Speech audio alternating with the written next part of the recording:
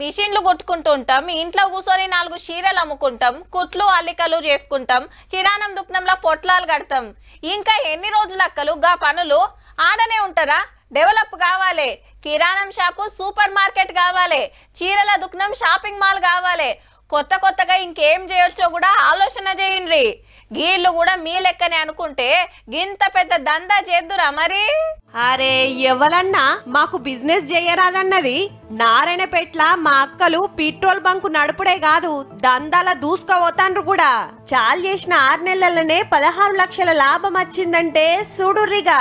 పొదుపు సంఘం కోసం సీఎం రేవంత్ రెడ్డి సార్ వచ్చి షురు చేస్తే దేశంలో మహిళలు నడుపుతున్న ఫస్ట్ పెట్రోల్ బంకు ఇదే అయింది. తొల్తా పెద్దగా గిరాకీ లేకుండేనట.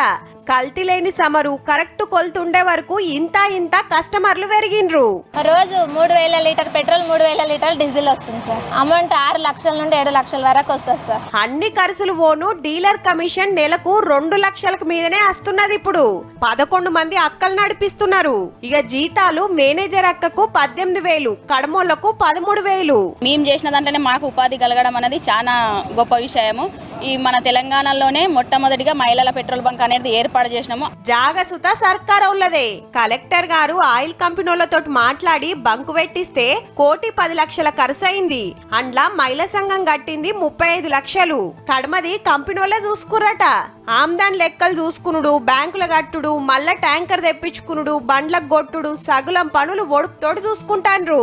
ఆమ్దాన్ మంచిగుంది కాబట్టి గ్యాస్ బంక్ చాలు చేసే పనులున్నారులా. స్టార్టింగ్ లో చాలా భయం వేసింది, ట్యాంకర్ కాల్ చేయడం ఇదంతా.